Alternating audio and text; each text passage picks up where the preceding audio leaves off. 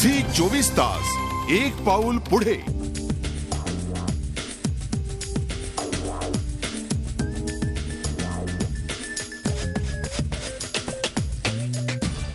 दिल्लीने सध्या धुक्याची चादर ओढलेली आहे। जानेवारी आणि फेब्रुवारी या महिन्यामध्ये थंडीमुळे तशी दिल्ली सुस्तावलेलीच असते आणि त्याचे व्यवहार देखील थंडच असतात। अशा वेळी बाहेरून दिल्लीत येणं देखील थोडं कठीणच होतं। परंतु असं असलं तरी हे 2 महिने मात्र महत्त्वाचे असतात, कारण 28 फेब्रुवारीला देशाचा अर्थसंकल्प सादर होणार असतो। त्यामुळे विविध राज्यातील मंत्री असो, मुख्यमंत्री असो, नोकरशाह, उद्योगपती यांची मात्र दिल्लीत ही लगबग चालूच असते। तशी दिल्ली वरवरून शांत दिसली तरी त्याच्या आतमध्ये मात्र वेगवान हालचाली होतच असतात।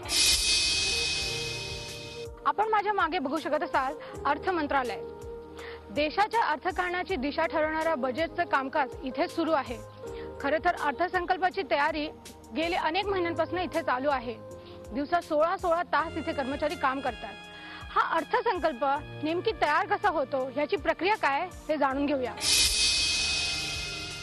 केंद्रीय अर्थसंकल्प जरी फेब्रुवारी महिन्याच्या शेवटी मांडला जात असला तरी त्याची तयारी जवळपास नोव्हेंबरपासून सुरू होते, म्हणजे ऑक्टोबर नोव्हेंबरपासून। कारण त्याला कारण असं आहे की पहिले 6 महिने चालू वित्तीय वर्षाचे पूर्ण झालेले असतात, म्हणजे 30 सप्टेंबरला 6 महिने कोणत्याही वित्तीय वर्षाचे पूर्ण होतात।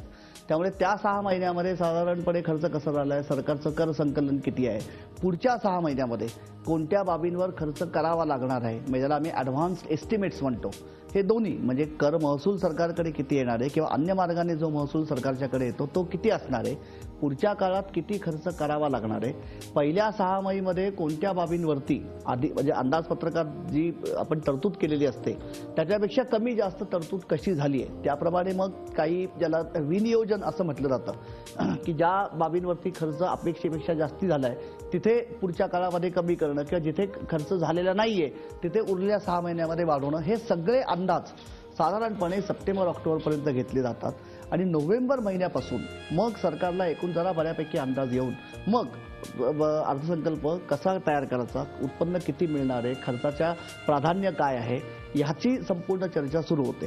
साधारणपणे डिसेंबरच्या किंवा जानेवारीपासून अर्थव्यवस्थेतले जे वेगवेगळे घटक आहेत, शेतकरी आहेत, उद्योजक आहेत, लघु उद्योजक आहेत, कारखानदार आहेत, निर्यातदार आहेत, ग्राहक आहेत, यांच्या अर्थसंकल्पाकडनं काय अपेक्षा आहेत हे पण जाणून घ्यायची प्रक्रिया अर्थमंत्री साधारणपणे जानेवारीच्या आसपास सुरू करतात। 90च्या दशकात उदारीकरणाची प्रक्रिया सुरू झाली, त्यामुळे बजेटमधील गूढता कमी झाली। पेट्रोल, रेल्वे सेवा ह्या सर्व गोष्टी राष्ट्रीय बाजाराशी निगडीत झाल्यामुळे त्या संदर्भातले निर्णय घेण्यासाठी बजेटवर तसं डिपेंड राहावं लागत नाही। असं असलं तरी सेवा क्षेत्र, कॉर्पोरेट सेक्टर्स, मॅन्युफॅक्चरर्स किंवा सामान्य करदाते म्हणजे तुमच्या आमच्यासारख्या सामान्य लोकांसाठी मात्र हे बजेट महत्त्वाचं असतं। कारण या बजेटमध्ये विविध क्षेत्रांवर परिणाम करणारे निर्णय, सवलती आणि कर रचना असे महत्त्वाचे निर्णय घेतले जातात। त्यामुळे कोणाला झळ पोचते किंवा दिलासा मिळतो याकडे सगळ्यांचं लक्ष लागून असतं। सर्व्हिस सेक्टर हा एकच असा सेक्टर असा आहे की ज्याच्यामधून पैसे सरकार करू शकतं।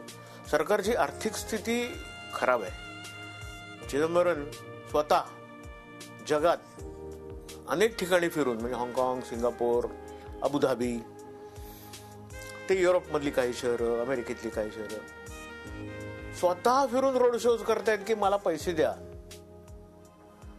परंतु पैसे कधी मिळतील, तुमच्या सिस्टमवर कॉन्फिडन्स असेल तर मिळतील। इन्व्हेस्टमेंट जी येते, डायरेक्ट इन्व्हेस्टमेंट जी येते, ही गुंतवणूक तुम्ही जर का चांगल्या प्रकारे केलीत, चांगल्या प्रकारे वापरली देशाने, तर तुमचा सिंगापूर होऊ शकतो।